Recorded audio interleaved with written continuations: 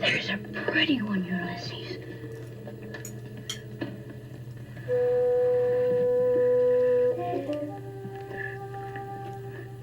There it is. Hello, BookTube. I'm Sean the Book Maniac. Here I am with another book haul. You know what book hauls are, right? You know that I've been buying a ridiculous number of books during the pandemic. I've stopped that in 2021, but I'm still hauling stuff from the deluge of books that came into my house because I bought them in 2020. So I don't think you need any more explanation. Let's just jump right in. And the fun part is that when the books come in the mail, I play with them, I look through them, and then I, later the same day, usually put them on the to-be hauled stack, or stacks, and don't think of them or don't, so it's kind of like Christmas all over again, looking at them again after several weeks or even months have gone by. So I don't really remember much about this one, but I do like the look of it. And the title of it, You Can't Betray Your Best Friend and Learn to Sing at the Same Time. How's that for a title? By Kim Hiorthøy. The only thing I'm unhappy about was that this book arrived with bumped corners, and I considered sending it back, but I didn't. Published by Nordisk Books in 2016, translated from the Norwegian by Duncan J. Lewis. When I don't remember anything about how I found out about the book, it usually is because of Twitter, and I ordered it, and here it is, and it's probably a book that could be read in one sitting, because it looks like this. Oh, it's a book of very short stories, apparently, that manages the almost impossible balancing act of weighing up the comedic against the poignant. That sounds like my life challenge as well. Shall we sample the first story in its entirety together? One morning, right after breakfast, the doorbell rang. I went to open, and then I started to hesitate. It rang again a few times, and then it stopped. I did not move. Only about half an hour later did I open the door, and then there was no one there. Okay. Is that a story? Oh, no, I think I'm not being fair. I think the story breaks. There are illustrations, and so now my running theory is that the untitled stories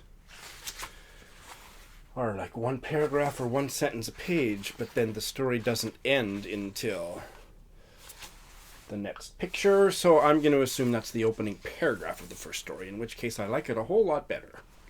Here is a biography of the preeminent Welsh novelist who just died, aged 101, a few weeks ago even. Emyr Humphreys, a writer of Wales, Wynn Thomas, and I read his novel, part of a longer series, The Best of Friends. I read it in 2020, and I loved it, but I couldn't follow all of the stuff that was political and cultural about Wales in the 1920s, I think it was. And so I thought, I'm going to read a short biography of the author, which might ground me more, and I want to reread that book and read more in that series, because I really enjoyed it. I was a bit lost. Opening sentence. Born in 1919, Emyr Humphreys may be usefully regarded as the last great survivor of the heroic age of 20th century Welsh culture. Next is a work of Canadian and Indigenous history on the cusp of contact, gender, space, and race in the colonization of British Columbia. Essays by Barman, edited by Margery Fee. This is going to be a buddy read with Jay Shea. We read a similar kind of history set in Saskatchewan, mostly Saskatchewan or the Prairie provinces, in 2020, and that was a great buddy read and a great experience. So I said, let's keep reading these kind of books, but let's read one more in your neck of the woods, because he lives on Vancouver Island, I believe. So here we go. I had another book by Barman that sat unread on my shelf when I lived in Vancouver for many years, Stanley Park's Secret, and it was about a settlement of Indigenous people that lived in Stanley Park, which is the most famous park in Canada, certainly in Vancouver. I lived very close to it, that lived there until maybe the mid-20th century, and it's the story of what happened to those poor people, what we did to those poor people. And this is a collection of essays, and reading from the back cover, which I don't usually do, stories of individuals and groups disadvantaged in white settler society because of their gender, race, and or social class. So maybe not specifically Indigenous. The first section is called Making White Space, so yeah, she's got my attention. In fact, I think the opening essay might be the essay that gave birth to the book about Stanley Park, because it's called Race, Greed, and Something More, The Erasure of Urban Indigenous Space in Early 20th Century British Columbia. And I think at least one of those examples will be the folks that lived in Stanley Park. Can't wait to read this later this year sometime with Jay Shea. I actually can't remember if this was a Blame It on Ronan Hessian recommendation or somebody on Twitter, but I think it would have been Ronan. I don't think it was one he talked about in our Zoom chat. But anyway, Old Rendering Plant by Wolfgang Hilbig, translated from the German by Isabel Fargo Cole. It's a short little thing. I think it's about an old rendering plant. I don't think I really want to know what it's about. As readers, we are immersed in the odors and oozings of a butchery that has for years dumped biological waste into a river, and there it is. This opening sentence is pretty great. I recalled a brook outside town whose current, strangely shimmering, sometimes almost milky, I once followed for miles, all autumn or longer, if only hoping to emerge one day from a territory confined, I'll admit it at last, by the bounds of my weariness. Okay, yes, there's no reason why I shouldn't get to this sooner rather than later. One of the many literary luminaries that we lost in 2020 was a African-American gay writer, Randall Keenan. He was born in Brooklyn in 1963 and died in August 2020, only age 57. I don't know if it was COVID-19 or not. I shouldn't even speculate. The novel of his that I had unread on my shelf was... it was also a collection of short stories. See, I never read it, but I didn't remember it was a collection of short stories. Let the Dead Bury Their Dead. His first novel in 1989 was A Visitation of Spirits. I may have had both, but I can still picture the purple cover. It was a fabulous cover for Let the Dead Bury Their Dead. And more or less posthumously, this collection of his short stories came out in 2020, If I Had Two Wings, set in North Carolina. Here is the opening paragraph. The opening story is When We All Get to Heaven. Opening paragraph. New York City. Ed Phelps was walking north up 7th Avenue. He'd just come along 50th Street from seeing Rockefeller Center, just the way he remembered it, all spit-shined and brass-bright, the great big golden statue above the skating rink where they shot the Today Show. And he wandered up the avenue, with no particular direction in mind. This was all after having splurged on a $10 pastrami sandwich at the Carnegie Deli.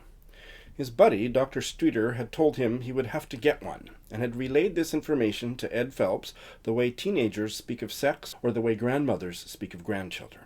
After having attacked the monstrous mound of spicy meat, Ed Phelps understood the good doctor's worship of said sandwich, and now he too would hold it in high esteem.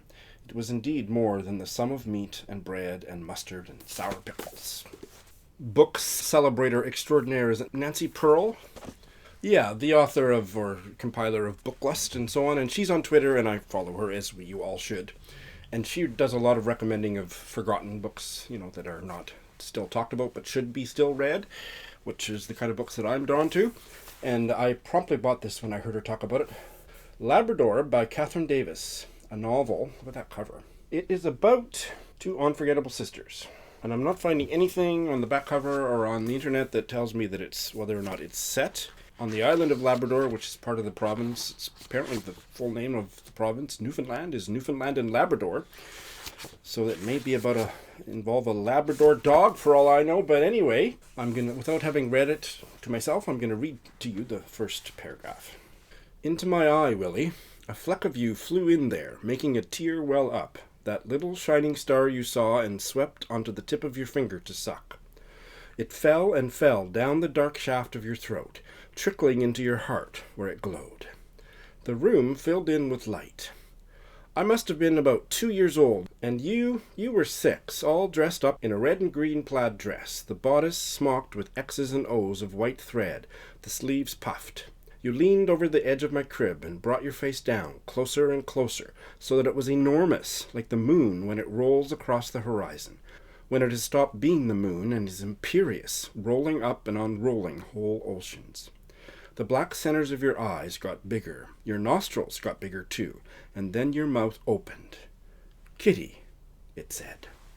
Next, I have the conclusion to Ali Smith's seasonal quartet, Summer. I loved the half dust jacket. I really loved Autumn and Winter I loved when I read it, but it's not aging well in my memory, and I decided when that started to happen that even though I acquired spring and now I have summer, that I'm gonna put them all on the shelf for a decade and go back maybe and start at the beginning, but read them when I've had enough distance from the time period in which they're set and read them as a whole and see what I think. So, if we're all still here in 10 years, I plan to be. I don't know about you. I will let you know. Next is a novel, a Tamil novel from India, Women Dreaming by Salma. She uses only one name, and this is translated from the Tamil by Meena Kandasamy. And this is a very attractive paperback from Tilted Axis. Salma lives in a small town that I won't try to pronounce, and she focuses on traditional Tamil women's experience, as does this novel. This was a cover by They Came Like Swallows by William Maxwell. I have not read anything by him, but that is just a fabulous cover, and somebody was talking about it on Twitter. And this is a family story. I have been interested in Maxwell for quite some time. This was originally published in 1937. Did you want to see the cover again? I think you did. Did you want to make any comments about how fabulously well it goes with my blouse?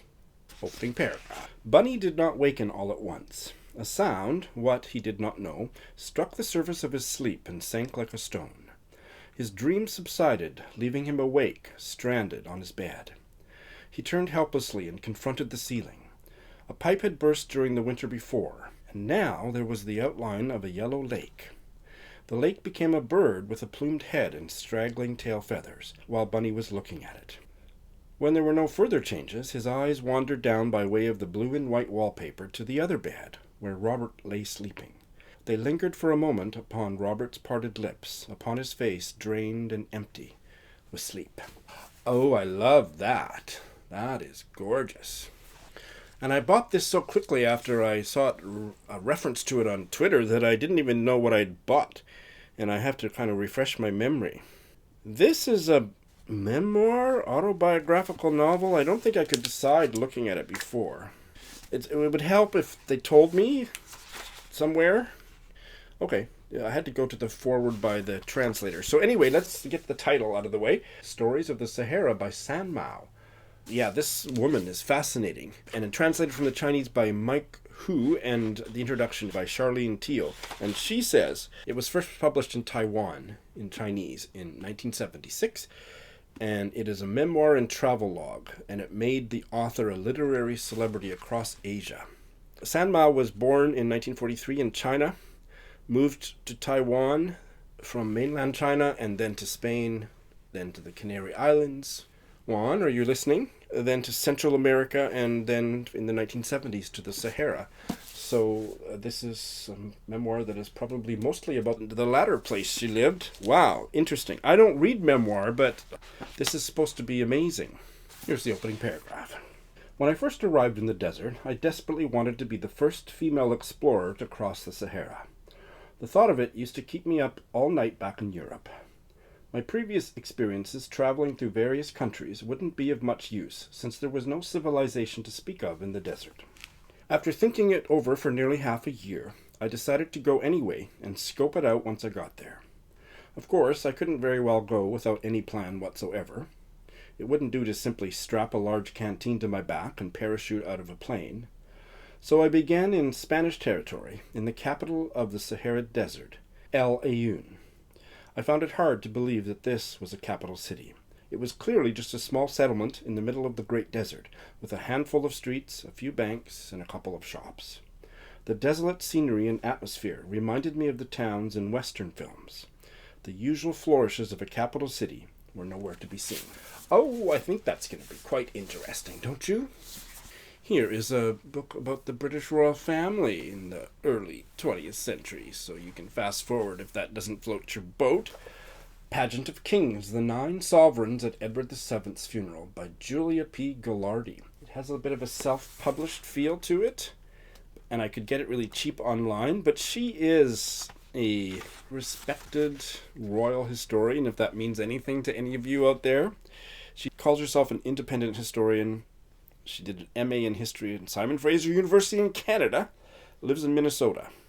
And one of her books, I think, was published by a publishing house and is fairly well known for those of us that care about such things. But this is about all of the kings that attended King Edward VII's funeral on May 20th, 1910. Are you still awake? And there they all are. As a buddy with Joe Smith, I am taking part in a long-term buddy read of an anthology called The Golden Age of British Short Stories, 1890 to 1940, edited by Philip Hensher. And one of the stories, probably the story that I've loved the most so far, I'm about a quarter of the way through it, was by W.S. Gilbert. Now, that name was familiar, Gilbert and Sullivan, but I didn't know he wrote fiction, and he did. He wrote a lot of short stories, and because I loved the one that was in the anthology, what was it called? An Elixir of Love. There it is. On the strength of that story, I bought this collection, and this is The Triumph of Vice and Other Stories by W.S. Gilbert. An Elixir of Love was very comical, very smartly written, like just a lot of intelligence to the humor and the story. I loved it. So I hope I love some of the other ones. Joe, are everybody reading this one next? I had a copy of this, and I studied this novel in my undergrad days, a class I took in the 20th century British novel. One of the novels that I loved the most in that class was this, The Go-Between by L.P. Hartley. I had a copy in a different edition. Don't know if it's still in a box in Canada, but anyway, I bought the NYRB Books edition because of that cute boy on the cover, and I want to reread it. It has the best opening line in all of 20th century literature. Do you know it? The past is a foreign country. They do things differently there. About childhood and the kid who's visiting, I think, if I'm remembering it, he's visiting his friend, and he ends up becoming a go-between for an illicit love affair between the guy at the house he's visiting and the woman down the road. That's all I really remember. It was really excellent. I can't wait to reread it. Look at that cover. Here is a hefty biography called Elizabeth Gaskell by Jenny Uglow. Look at that one. I could get it really cheap, brand new online, so I snatched it up because anybody that could write Cranford, the best Victorian novel, fight me. I want to know everything about her. That picture is quite fascinating and rather androgynous. Is that a word we use anymore? Anyway, so this is her biography. I don't think I need to say anything more about it. It is, before the footnotes, about 600 pages. So, the subtitle is A Habit of Stories. Why don't they put that? That's a fabulous subtitle. They should have that on the cover. A Habit of Stories. I love that. This was definitely a Blame It on Ronan Hessian acquisition. Can I pronounce it without... I think I can. The Napoleons by Craig Jordan Baker. And this is a new debut novel.